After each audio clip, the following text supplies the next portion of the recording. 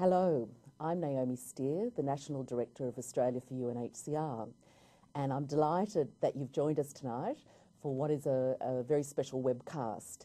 With me is Thomas Mukoya, an award-winning Kenyan photographer who I've worked with for quite a long time now, and it's quite a unique opportunity. Thomas is here in Australia making a number of presentations to our supporters and talking about his work in Africa. And this is a wonderful opportunity for him to talk about some of his photographs and the stories behind it. Before I hand over to Thomas, I just wanted to thank you for your support to Australia for UNHCR. I'm sure, as you know, reading many of our communications at the moment for UNHCR, this is an extremely difficult time worldwide. We're currently dealing with 4 level 3 crises, and I think the support of individual donors has never been more needed for the agency. So thank you very much for that.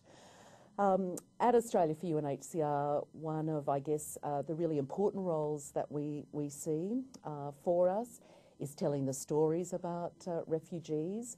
We are an organisation with UNHCR that's very much on the ground. And again, as you know from reading our newsletters and e-newsletters, we work a lot in Africa. And Thomas is somebody that we've worked for a number of years with, and it's his photos that you often see in our newsletters and on our website. So a big thank you to you, Thomas. You're welcome. Thomas, before we actually get to your photos, could you just talk a bit about yourself and how what your role is as a photojournalist in Africa today? Yeah, my name is Thomas Mukoya, and I'm a photojournalist working for Reuters News Agency based in Nairobi Bureau. And I cover news and features for different kind of segments, entertainment, hard news, breaking news, sports, and all kind of photography. Yeah. And I think it's probably true to say, Thomas, you've probably covered every major story in Africa. Yeah. So before we actually talk about the refugee situations you've covered with Australia for UNHCR, what are some of the big stories that you have covered over the last couple of years? Well, I've done quite a number of political stories. I've covered so many general elections, like in Kenya, in Uganda, in Madagascar, in Ethiopia. I've done a lot of sport kind of photography, covering the World Cup in South Africa, the Soccer World Cup. I've also covered the different wildebeest migration in the Masai Mara in Kenya. I've covered a lot of environmental stories. And above all, actually, I've done quite a number of conflict stories here and there in Somalia, in Kenya, the post-election violence. And I was also privileged to cover the drought in the Horn of Africa, which led to famine in the year 2011. Right. Well, look, let's start off. If you could just kind of start showing some of your photos and talking to them.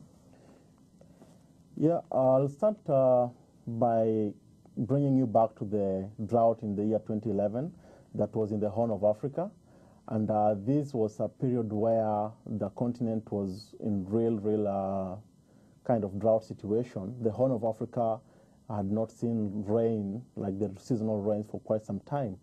And I was privileged to go into different regions of the Horn of Africa, where I was also operating in, for example, the photo I'm showing now, I took it in the Kobe refugee camp that was set up as part of the Dolo Ado refugee complex, which comprises of different camps like Bokolmanyo, Kobe, Melkedida, Holloway.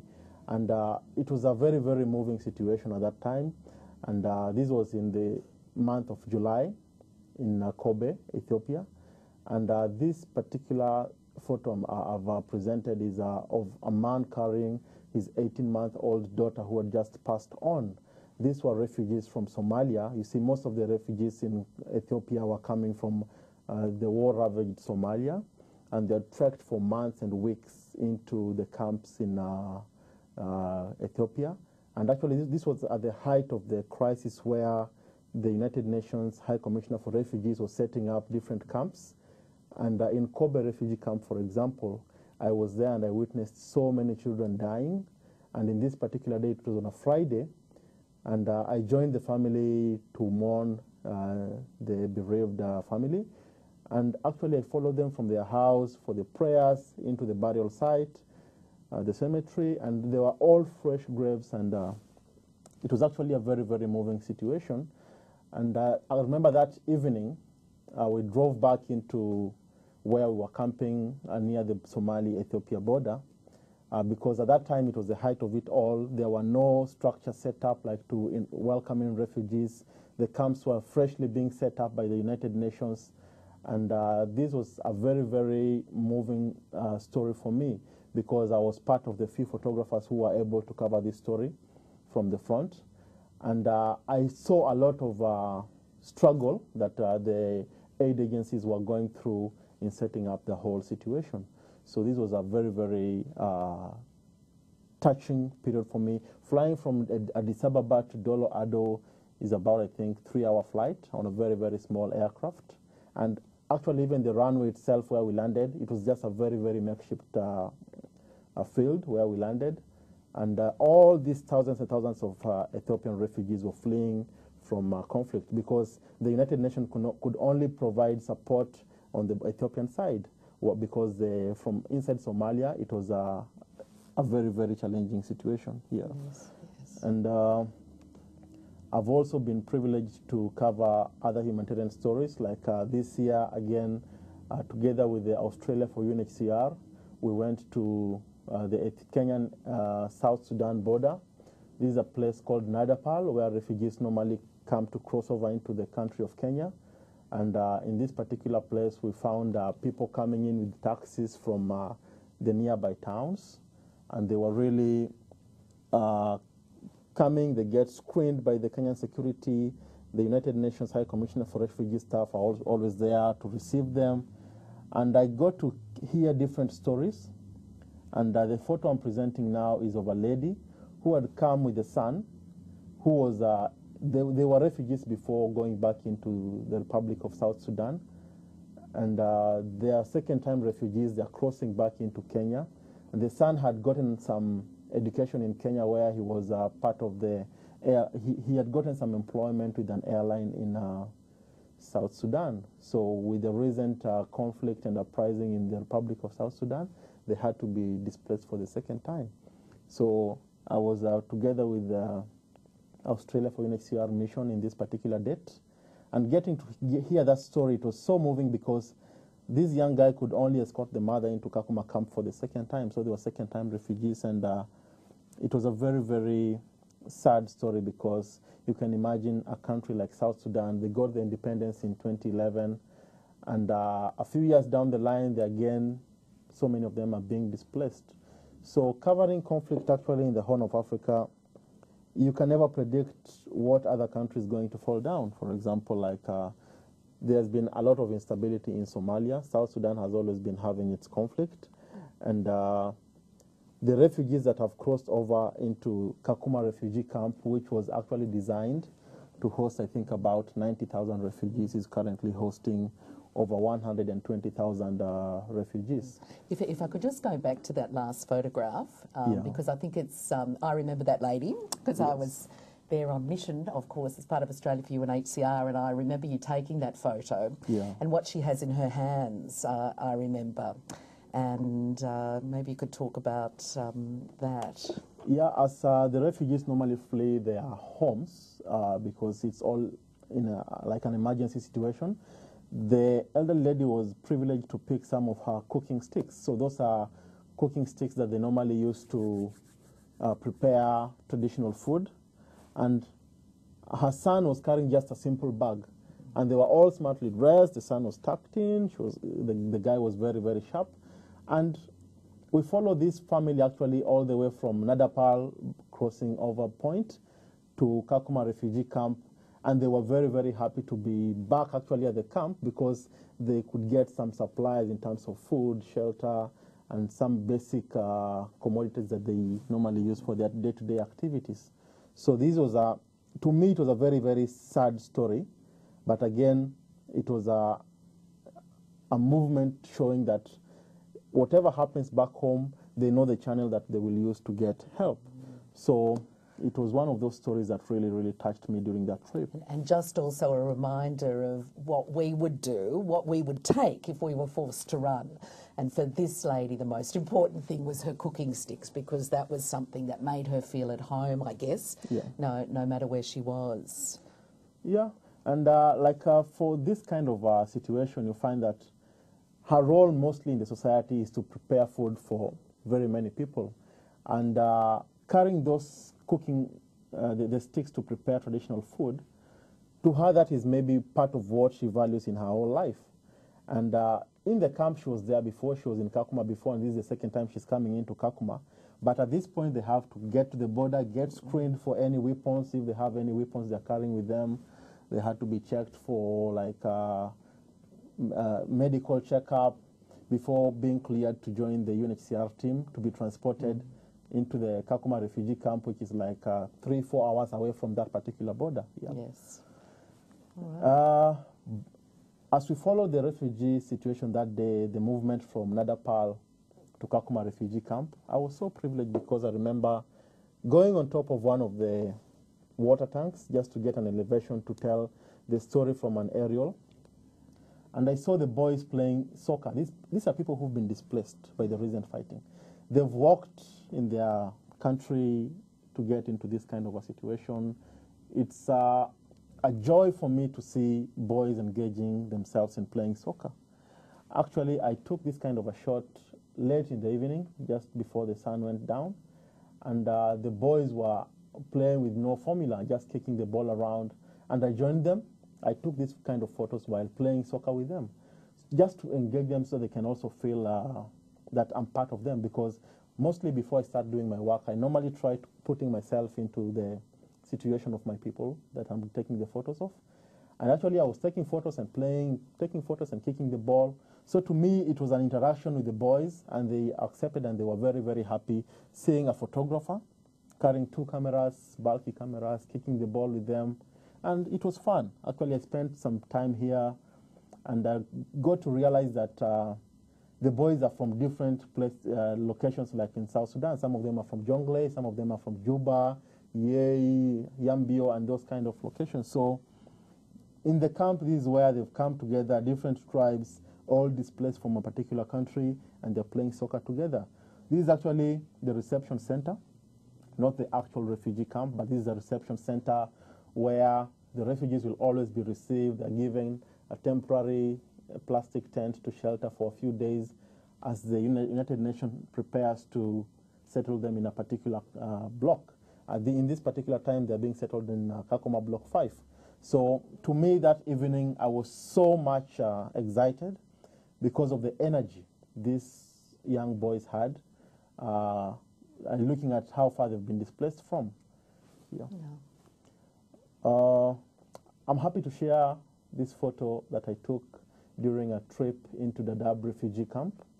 Dadaab is the biggest refugee camp in the world that is hosting registered number of refugees, over 600,000. But to what I normally see, having visited Dadaab a couple of times, I think the number of refugees can be more than double, because some of the refugees, according to the Somali culture, they come into the camp, they don't get registration.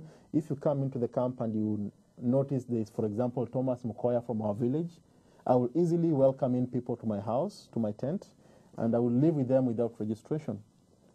So this was one of the photos we were flying around to assess the expansive Dadaab refugee complex. I was together with Antonio Guterres, who is the United Nations High Commissioner for Refugees, is the head. We were together with the head of the WFP and the head of the UN Women. And just flying around, I was so mesmerized because we flew around for I think 20 minutes, just trying to see the Dadaab refugee camp is made up of 3 main camps. We have the Hagadera, we have Dagahale, and we have the Ifo refugee camp. And this was actually just before the height of the drought and famine in the Horn of Africa. And the United Nations had warned about the looming food crisis. So this head of the different UN agencies were coming just to assess the whole preparedness of the crisis that was looming in the next few months, which happened. So this is a shot that I took from the plane, and it gives me actually a lot of power in my photography, because I can imagine the Dab has been named like the 4th biggest city in Kenya. And because of the economic activities and the number of people around there are so many people crammed together. At night, it's all like fairly of it is dark. We have some of the refugees who are providing and selling power amongst each other. Having worked on the ground in Dadaab, I'm always excited by the entrepreneurial spirit of the Ethiopian refugees. They've come up with livelihood projects that are really pushing them forward. For example, in Hagadera refugee complex, it's like the most commercial of the 3 camps. And we have so many bakeries, we have so many like Western Union money transfer, we have hair salons, barber shops, and all kind of like activities that you'll find in a small Kenyan town. You'll find them there. I remember when we went there the first time in 2009, we met the only Ethiopian who I remember was registered in Dadaab, and he was a beekeeper. Yeah. And he'd captured bees from underneath the small airport where the aid agencies used to fly in, and made this beautiful honeycomb. Oh, yeah. And in what was, I remember, as kind of quite a desolate camp, you know, this beautiful honeycomb that was magic to both him and all his neighbours, you know, as you say, just almost, I guess, a symbol of kind of hope and sweetness. Yeah, and this guy, I remember he had like a special charm of attracting bees. When the refugees in all the camps could spot where we have like a new swarm of bees, they could come and inform him. Yes. And he had a way of going and bringing all the bees to his home. Yeah. And he never even like put on like proper protection before harvesting the honey. So Dadaab, by its expansive nature, really, really touches my kind of photography, because compared to the other camps I've worked in, Dadaab is the harshest, like in terms of lighting. It's so harsh in light. It's so dusty, lots of wind and sandstorms. So it's these are photos that really reminds me of how expansive Dadaab is. And after the United Nations declared famine in the region, the United Nations had to set up another camp called IFO 2, an extension of IFO camp, which was, I remember visiting that place a few months after this trip, and I saw a lot of like hope, because the United Nations had prepared for the number of refugees. It had predicted people will come into the Dadaab refugee complex from Somalia, which is like 60 kilometers away from the camp. And it was a very, very interesting time, because there was a lot of despair in the region. People walking from the war-ravaged country, trekking back like across the border into Kenya and into the camp. And now everybody, like even the people who have been in the camp since the 1990s, were trying to get registration, because the host families had, everybody was experiencing a lot of struggle in the food rations. Yeah.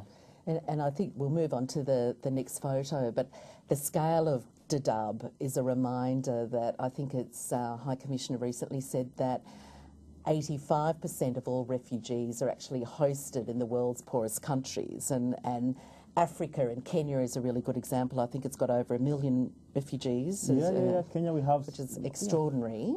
Urban refugees and the refugees in the camps. But interestingly, a few weeks ago, there's been a declaration that some of the Somali refugees are going to be repatriated back into the country. So last year in October, the United Nations, the Kenyan government, and the Department of Refugee Affairs in Kenya, they signed a tripartite agreement that was to process a system where refugees are going to be sent back into Somalia, even though it's not so peaceful for now. But there's a system where before the end of the year, I think the first 3,000 refugees are going to be sent back into Somalia. And going to the next picture, we crossed over into Somalia with the Australia for UNHCR mission. And this is a photo I took in Galkayo of a boy herding camels near a water point. They brought all these camels. They were trekking for many kilometers into specific water points. And yeah, I took various shots of the camels because there was no grass. It was very hot. I think we drove for about an hour to spot this particular water point. And I took various shots, but I went down and just tried to make a different composition of a boy standing in between the camels. So in Galkayo itself, we visited a number of camps. And what I also saw around there was a lot of struggle with the resources available, because most agencies don't operate in Somalia. But in this particular Galkayo region, we were privileged to move around with UNHCR officers on the ground. And they're really trying to help in assisting the displaced people, because most of the people in Galkayo were internally displaced, and they're coming all the way as far as the lower Shabelle region, walking that's like over 200, 300 kilometers into Galkayo, where the UN was operating through UNHCR, and they were offering like food, shelter, and other medical kind of support. So that's a photo taken at a wadi. We'll call them like a water point. And yeah, it's an interesting shot, not the traditional showing all the heads of the camels, but I'm trying just to communicate that the herders are bringing the animals to a water point. I'm happy to share with you a photo also that we took during a mission into the Democratic Republic of Congo this year. I recognize that person. 2014.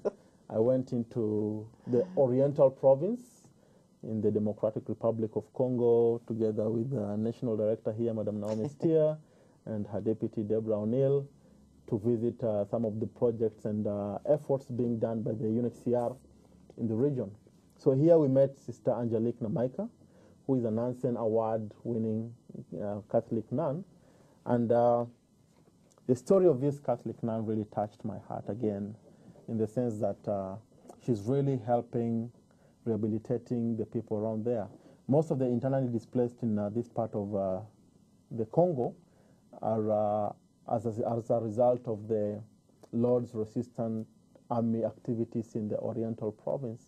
And the LRA, Lord's Resistance Army, they are like headed by Joseph Kony from Uganda, and they've been pushed up into the Garamba forest, and that's where they operate from. So this is a project that we visited where Sister Angelique had helped the women by, like, she bought some piece of land, and they had come up with agricultural projects, planting rice, planting corn. And yeah, the lady on that picture, you can see the way she's so humbled, because after our interviews with the ladies around there, we have, I think, about 80 ladies benefiting from this project. And the lady brought just the corn as a gift to the mission. And she gave it to Sister Angelique because she believes that she has to give back to receive more. So I remember this is just before we left the farm, and there was a very, very heavy storm coming in. And accessing this Iveka village where this agricultural project is happening, we had to drive like for an hour, and then we left the cars at a particular location. Actually took motorbikes and went on a motorbike convoy for another like 10, 15 kilometers into the farm. So it's very, very inaccessible. It's very, very green compared to the Dadaab refugee camp. We have a lot of internally displaced people in Dungu and that particular part of Oriental Province in the Congo. And moving in these motorbikes, I was like asking myself, if it is very inaccessible to access this kind of a location, how does the United Nations get its support down into the village? And it was actually a privilege to meet these ladies, because what I've seen the LRA, the Lord's Resistance Army, doing in this kind of like a situation, they will chop off people's limbs, they will cut off people's arms, they will take away young boys as child soldiers, they will take young girls as sex slaves, and whatever has been happening around this, they normally have like night ambushes every now and then. And Joseph Kony is currently wanted by the International Criminal Court at The Hague He's one of the top African guys who is in the watch list, and he's being hunted by the Hague. So it was a very, very great privilege having just accessed that area. Remember that mission. Thomas, Australia for UNHCR is raising funds at the moment for Sister Angelique's program, which is one of a number of programs that UNHCR is supporting to help women in DRC who are victims of sexual and gender-based violence. And it's been said of DRC, very sadly, that it's more dangerous to be a woman in DRC than it is to be a soldier, which is a really devastating comment. Here you have a photo and all these women, and I remember speaking to them, nearly every woman, as you say, had either been a victim of sexual violence from the LRA or had family members who'd been killed or hurt through the violence.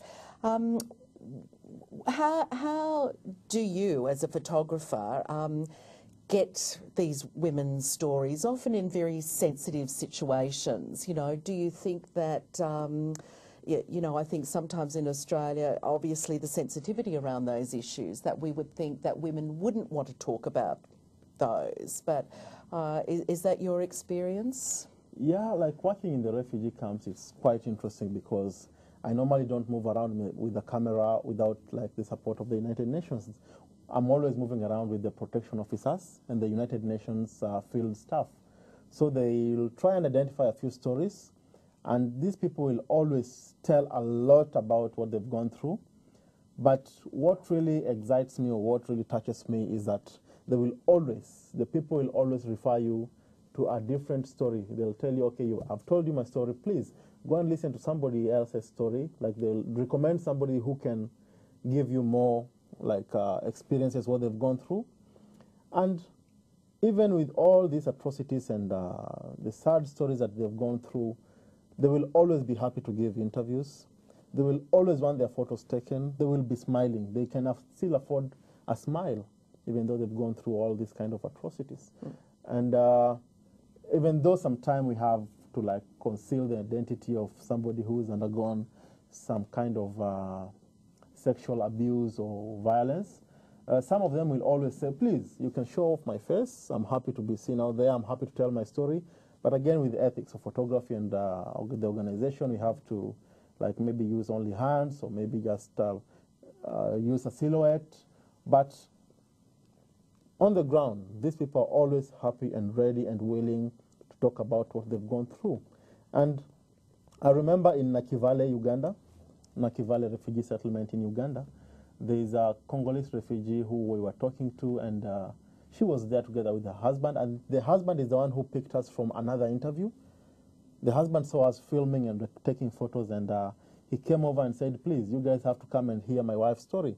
So you can imagine a husband trying to encourage us to go and listen to the atrocities the wife went through. And these were all about rape and being beaten up, being taken as a sex slave. To me, that kind of situation, I was touched by the husband who was really willing to have her wife talk about her experiences, because also it's part of her healing process. The more these ladies talk about what they've gone through, the more I think they get psychological healing. So in that part of the world, as you said, Congo, all this kind of rape stuff and sexual gender-based violence is so rampant. And I've got a question from one of our viewers, and it's just a reminder, if you do have some questions for either Thomas or myself, please send them in and we'll try and get them answered while we're having our discussion. This is from Greg, who's asking you, Thomas, you've been in some amazing experiences. You've had such amazing experiences in your work on the front line. What has been the most memorable experience for you? Well, in this humanitarian kind of view, thank you very much for your question, Greg. And I think the most harrowing experience I had was in Dolo Ado in Ethiopia, where children were dying of malnutrition and lack of food. I remember that Friday where I was in the Kobe refugee camp. It was being set up freshly by the United Nations High Commissioner for Refugees. and the number of death and despair I saw. Women were coming in pregnant after working for very, very many weeks. Children were dying, like, after covering a funeral. There's also another, like, a funeral happening. And this really touched my heart a lot, because the wind was just blowing. It was so dry, so hot. It was during the holy month of Ramadan. And the whole situation about death and dryness, no supplies, no food, no water. The UN was trying to drill boreholes to supply the people with the water. And Kobe refugee camp, really, I'll never forget that particular mission. And it has been, I think, part of my most harrowing experience, actually covering like all kind of news and the feature stories that I've covered. I'll never ever forget that experience in Ethiopia. Yes, Yeah. yes. So, well, during that period again, during the height of the drought in the Horn of Africa, I was back in Dadaab refugee camp, where I witnessed a lot of people coming in, and the United Nations had to like vaccinate people against measles, polio. And in the photo I'm showing right now is taken at the E42 refugee camp. So many children were coming in, malnourished. The hostels were just full of very, very skinny and malnourished children. The women had to keep on fanning them. Some of them, it was very hard to like feed them using the normal system, so they were being fed using the nasogastric tubes through their noses. Some of them were just getting supplements using syringes every now and then, because they had grown so thin that even getting the veins was very, very difficult. And that photo, I took it as one of the children who had just arrived and was getting some vaccination and injections to prevent against those diseases like measles and polio. And yeah, I will never ever I've never covered so many skinny children. You go into a hospital like in Hagadera camp of Dadaab, and you just find the pediatric ward is full of children, and the ladies are just fanning them. Everybody's quiet. The children are crying. Some of them cannot even cry because they don't have the energy even to cry. And yeah, I'm happy to share this story because the United Nations has again warned of another dry spell, and there might be another drought happening in the next few weeks or months if the situation of lack of rain persists. Yes. So yeah, that's one of those stories. In Dadaab refugee camp, again, in the year 2009, I'm privileged to share with you a photo of a women group that have come together. They are from Somalia. And what they're doing in this photo, they were singing as part of their activities in the afternoon. These ladies have come together and they prepare tie and dye. Tie and dye means they buy fabric, they tie them around, then they put them into special dye, like the kind of clothes they're putting on. So this is a project that is happening in Dadaab refugee complex, and I was so much encouraged by these ladies because they are keeping themselves busy as they try to get some income. But even being displaced in the camps, you can see they can afford smiles. And this kind of photos is actually part of also an indication that life continues even in displacement. And they're happy, they can sing, they can come together as women, and they have a lot of energy here. Yes. In the same year, 2009, the first mission I ever did with Australia for UNHCR, I went into the Dadaab refugee complex with one of the popular Australian actors, Jen Turner. You can see in that picture, we visited. She was actually in the camp for, like, I think 3 hours. But in 3 hours, we managed to visit so many different families. We visited hospitals, we visited schools, we visited water points. In this particular photo, you can see we are in one of the classrooms. I think it's a secondary school in Dagahale, part of the Dadaab refugee complex. And she really gave a lot of encouragement to the students around here.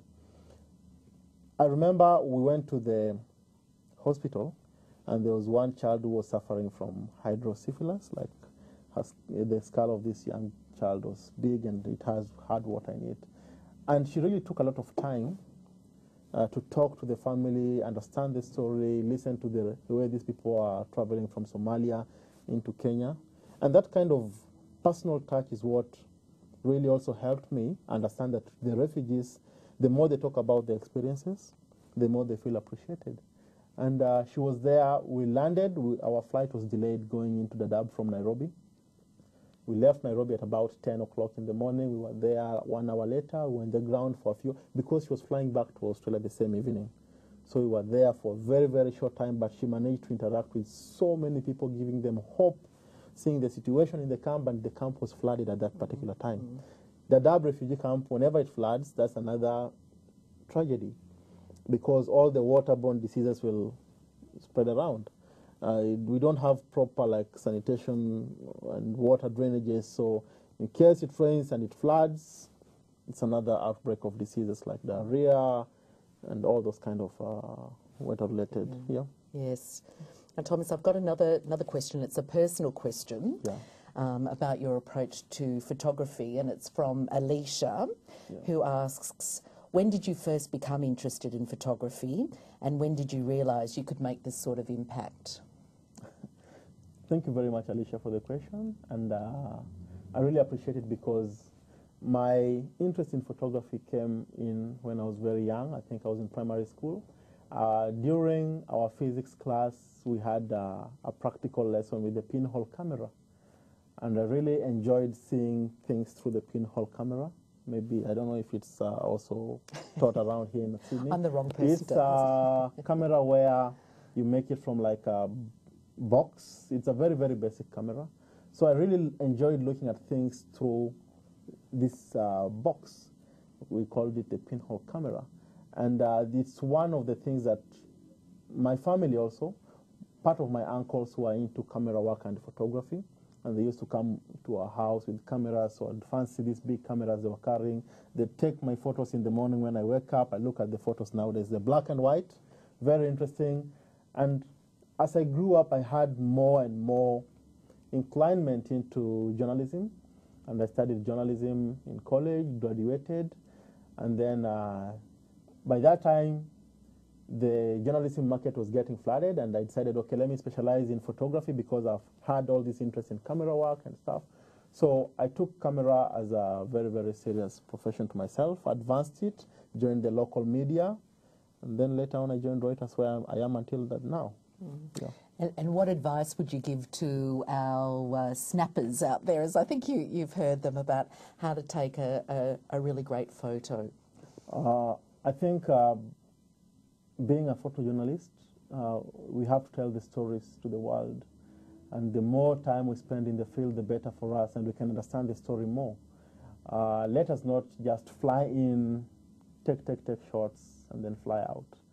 Those are kind of things that celebrities or prominent people will do, but it's good for us as photographers to try and understand the story, understand the background, and the probable future.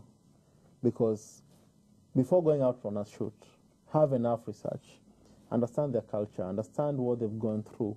And also in the field, the more time you give the people, especially in humanitarian situation, the more they talk about their stories, the more they will open up to you. They will tell you even more and more harrowing stories they've gone through. And that is what we want to show through the photo. So you can spend 2-3 hours with a particular family, but then at the end of it, you will come and look at 300 photographs that you took in this particular family, and you'll find there's one photo that will just tell the story. Maybe it's a portrait, maybe it's a landscape, maybe it's a general view, but we have to try and get enough time talking to the people before shooting. It's not like sports. In sports, you don't talk to the players. You come to the field, you take your position, you get your bib, set your laptop, you have your camera, boom, boom, shoot your shots, file them as you continue. But in humanitarian kind of work, you have to be very, very patient, talk to the people, understand them, be with them, and then you'll get your stories. Yes, yeah.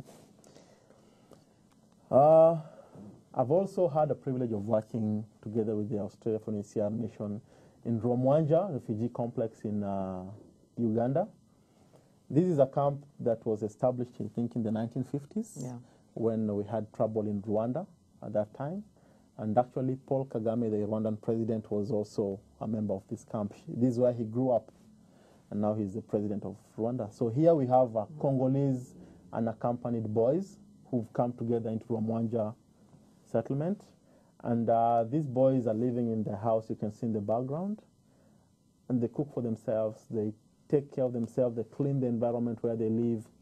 Ramwanja has been opened again because it was closed at some point. But with the crisis in Congo, it was opened up again. And these are some of the unaccompanied minors who are living actually together in that shelter behind them. And we had some time talking to the boys and trying to understand how they came to stay together. They're from different families, and they're from different regions in Congo. And it's part of their exodus from Congo, running away from the conflict, that they ended up together, and they came to Ramwanja refugee settlement. And I entered the house itself, the dormitory. I was excited to see they have makeshift double-decker beds, and they have books. They read at night, they read during the day. They have different chores and they have duties. If it's your turn to cook, you cook. And the young boys, if it's your turn to grind the cassava for preparing cooking flour, they do it. If it's their time to sweep, everybody has their own duties in the camp. And they've come together like the story of the lost boys from the Republic of South Sudan. Mm-hmm. So this is one of the stories that I really thought, okay, reporters and the press would normally land into a camp, get general view of what's happening in the situation, get the numbers, talk to the senior staff in the field. But this is a particular story that really we always talked about, the girl child, the women, but these boys are not well featured. So I'm happy to share this kind of a photo that shows that also the boys are endangered, because who knows, maybe they could have been child soldiers back in Congo or something of the sort. Yeah. I'm sharing with you a photo I took in the transit camp in the Ethiopia-Somali border. This was at the height of the drought and famine. And this is a photo of a child being weighed to check on their weight. You see, before refugees come into a particular country, they have to undergo medical screening to check on their health. If they're having any diseases, they check their weight. And yeah, before they are handed over from officially to the UNHCR, we need to have a proper record of a refugee before they're taken into the camp. So this is one of the situations where they're using a basin to check the child's weight. And I was happy because at least not all the children were coming skinny. Some of them were fairly heavy enough according to their weight and age. But yeah, I'm happy to share that kind of a photo with this audience. Thank you. Back into the Congo, the Democratic Republic of Congo. I was in Masisi. In Masisi region, we have, I think, 10 different IDP camps. And there are so many internally displaced people in Masisi, where this child I'm sharing the photo with had an eye infection. You'll realize that, or you'll notice the face is not properly cleaned. The children will always wake up. They don't wash their face, they don't take breakfast, they just join the society. And they keep on scratching their eyes. There's always flies all over. So the boy has an eye infection. It's one of those typical kind of examples where the mothers are so occupied in looking for food and other priorities in life that washing even the face of the child is not a priority. Yeah.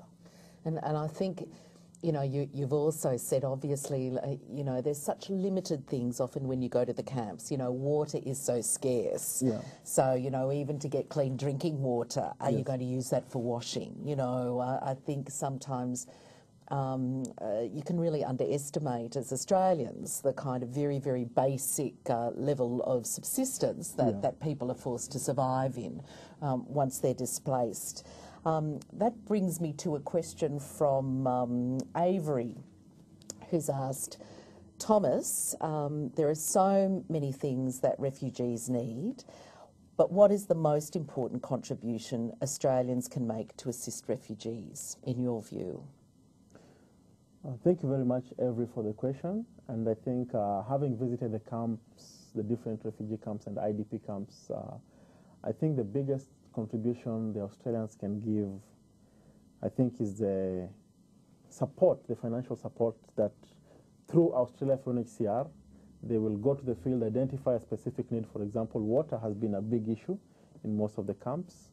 A camp can be designed for 1,000 people, but then it ends up having 10 times that number. And the water situation that was like the water that was anticipated to serve these 1,000 people will need to serve 10,000 people. So I think water is one of the issues, that water is life. And whenever there's no water, there won't be life. So water being life, I think water is one of the priorities that I think the refugee will always need, because I always have fun when I'm interacting with refugees and they're having a good time drinking water or washing their clothes or just the children playing in water.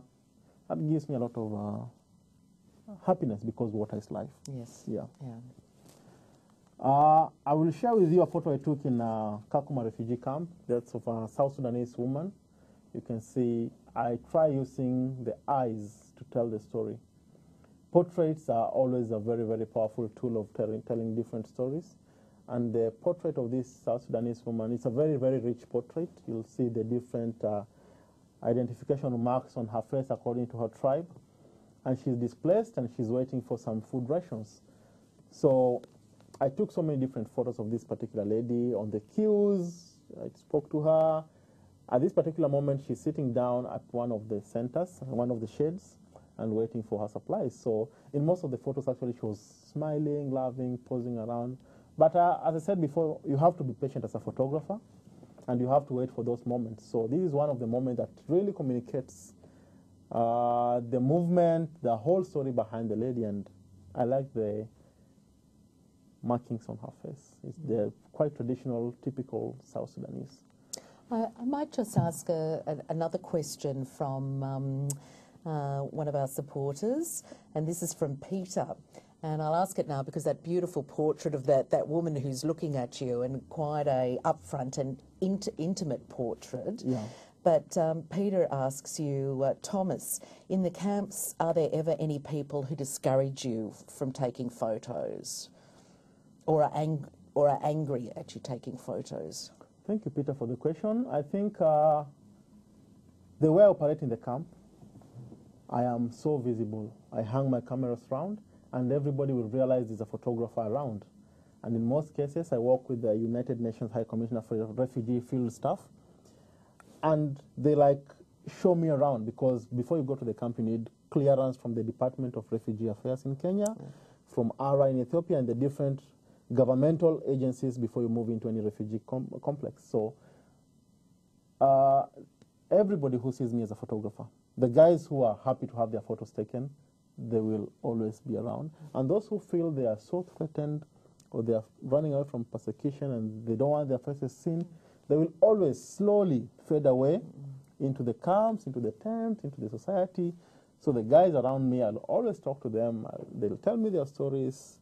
Sometimes, because I talk their language, I can understand, okay, somebody's running away or maybe covering their face because they don't want to be seen.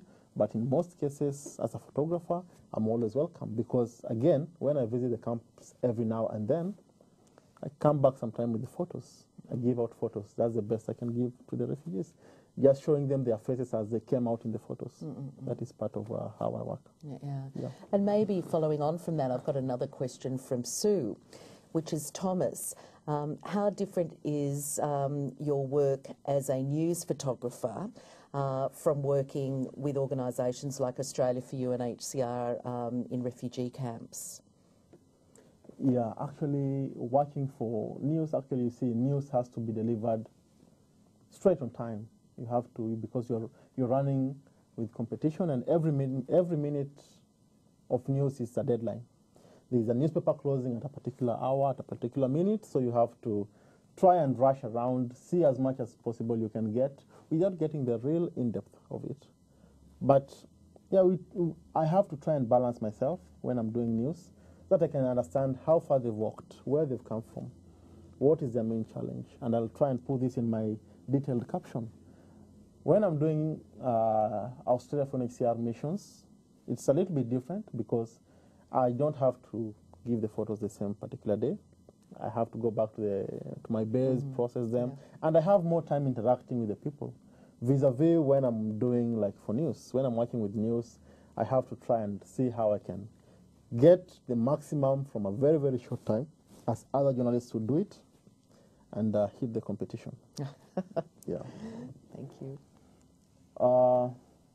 Again, in Kakuma refugee camp, I was there this year, and I saw so many South Sudanese refugees who had come in, and the boys were so, like, everybody in the camp is humbled because they've walked for long. This is where they've come to seek refuge and seek for support.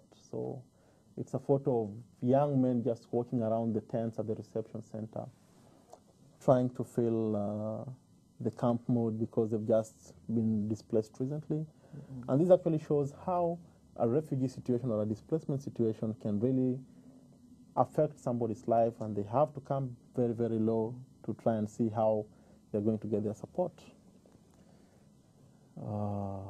I was in the Dadaab refugee camp. This is one of my favorite photos. I'm presenting to you a photo that I took just before sunset in Dadaab. It's very difficult for a photographer to operate around Dadaab in sunset because of the curfew hours. Normally, moving around Dadaab, the United Nations have different curfew hours, and it's very, very difficult to get this kind of a sunset shot. And I was privileged to be in the camp until some very early hours of the night, because in this particular mission, I was working as a news photographer, so I was not so much restricted in the curfew hours. The United Nations guys went back to the compound, but I had to wait for that night's evening light to get that night shot and then walk again back to the camp. So that's one of my favorite photos from displacement and refugee issues. Yeah, that was in 2011. Ah, yes. Yeah. Again, in the same particular period, we had a lot of people in the camps. This was at the E42 camps, where they were being set up, and the supplies, the food supply and the non-food items, the NFIs, were being given out. And there was thousands and thousands of people just waiting in the scorching sun, waiting to get some relief supplies. There was no food, but in this particular moment, the refugees have been moved from the reception center where they get wet feeding program from the UNHCR, yes, and they've gone now to the real camp situation where they have to go queue for food, food rations, and get their cards punctured, then they get some food, some grain, maize, oatmeal, all this kind of relief, and then they'll go and prepare the food. So in that particular day, that was at about midday, and nothing was given for that day yet, because the UN was trying to organize itself in how they're going to distribute the food itself. And yeah, I was there, and there was a few stampedes here and there, a lot of disorder, but finally people calmed down and they're ready to receive their food. I'm now happy to share with you a photo that I took at the Nakivale refugee settlement. This is a picture where it's a computer center set up by Australia for UNHCR through the donor support. And this is the only Liberian refugee in Nakivale refugee settlement. He had some computer skills before being displaced, and he's volunteered his services to teach the refugees some computer packages. So in the particular photo, you'll find he's the only refugee from Liberia in the whole settlement, which I think is 84 square kilometers, Nakivale refugee settlement. And there's this city center set up by the Australian donations. And he's well actually teaching. You can see there's a Somali lady in the picture, there's a Congolese guy in the picture. So it's in the camp that people can come together and live in a harmonious life, and they interact, they discuss different issues. Computer, they're getting skills and education, so that when they go back to their countries or they're resettled in other countries, they can have some computer basis. And it's after the setting up of this particular center that some refugees can now access internet, and they can communicate to the people in the diaspora and the outer world. And I know, and I should say, from this computer centre, we, because people, as you say, refugees now in Nakivale refugee camp have internet access, we quite often get emails at our office in Australia for UNHCR from refugees that we have met in the camp, sending us messages, and I must say encouraging us to raise more funds to support more programs like the computer centre. Yeah. But you know, when you're talking about this particular guy, I remember talking to him, and I asked what difference the computer centre had made to him. Yeah. And he was saying, as you pointed out, he was the only Liberian in Nakivale refugee camp, which I think now has over 100,000 people, and that he'd felt quite isolated, both, I guess, culturally and without his family or community. But when he became a teacher or a trainer at the computer centre, he became a respected person in Nakivale refugee camp. So now, instead of feeling quite alone, wherever he went, people would talk to him, include him, ask him how their kids were going in the training. And I think it shows you, I guess from our perspective, the kind of support that Australia for UNHCR is trying to bring is not only the life-saving support, such as water, as you've rightly pointed out, and shelter and food, but also these other elements of life that are really important to all of us to give that kind of meaning to life and the connections to other people, which I think technology has such a huge potential for us. Oh, yeah. And the centre is powered by, it's solar powered. That's right, that's right. Yeah, after my first operations in the Dolo Ado refugee area in Ethiopia, 1 year later on, I had the privilege of going back into the region to see how the refugees have coped up with the situation of being refugees inside Ethiopia, mostly from Somalia. And I did a mission together with the Australian donors, and we had a radio personality, Adam Spencer, with us in the mission. From ABC, from ABC Radio? Yeah. And this was, to me, it was like a second pilgrimage into an area where, when I was there 1 year ago, it was all dirt, dusty, and there was no infrastructure, no tents. People were sleeping outside. Like, we were self-aware. We were sleeping outside in the first visit, but in the second visit, at least aid had come through, and we had like different organizations like women coming together and forming different groupings to pursue their agendas.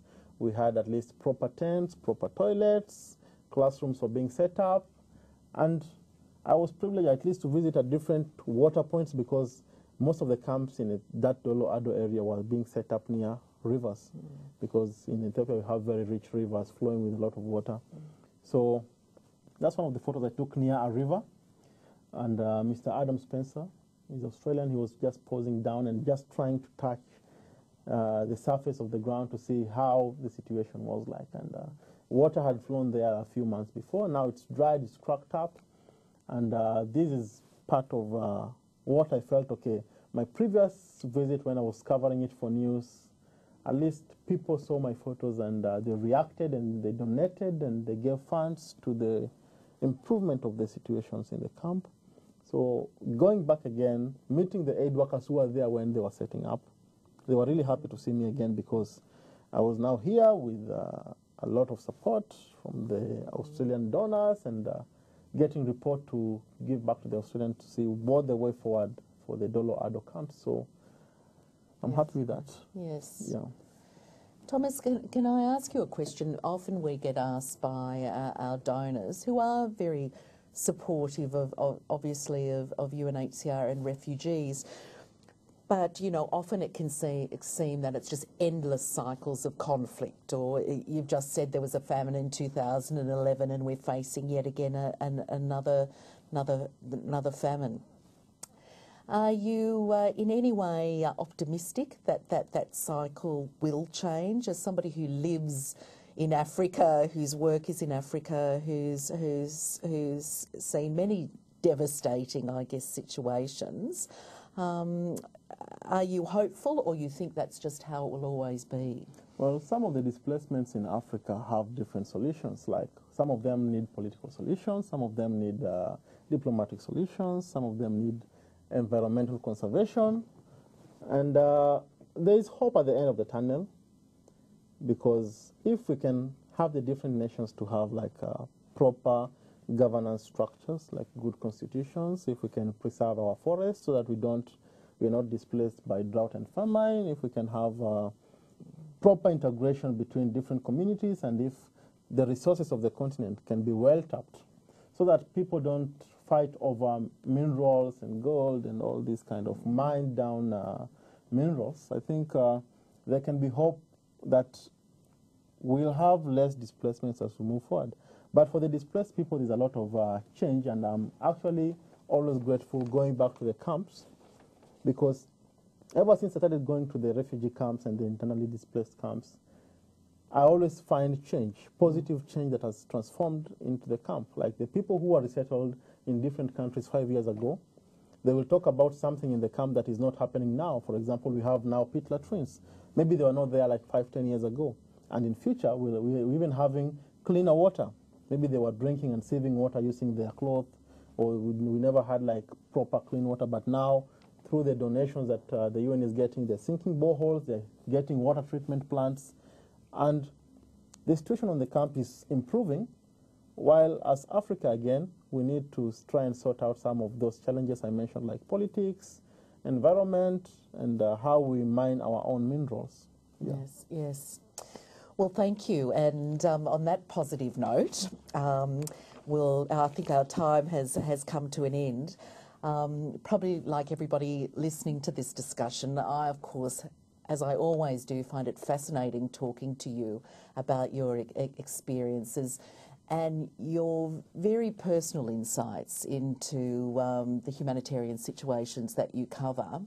And the stories behind it, and those stories of real people. I think, as we say, we talk about 51 million refugees, but it's not till you actually see those faces of that poor little boy with his infected eye, the woman with that magnificent face from South Sudan, that you really do appreciate the human story behind displacement across the world today. I do want to say you've had a number of exhibitions while you've been here. For those people lucky enough to catch your last one, you've got an exhibition still ongoing up till the 12th of October. It's 2014 at the ESP Gallery, which is at 228 Illawarra Road, Marrickville in Sydney. So for any of our supporters who haven't had the opportunity to get there, I really urge you to go and see. There are many more of the wonderful photos. We've just seen a sample today. So, Thomas, thank you very much, and thank you very much for your wonderful support to Australia for UNHCR through your images and stories, which is so important for us to engender the support we need. It's my pleasure. Thank you very much. Thank you. Yeah.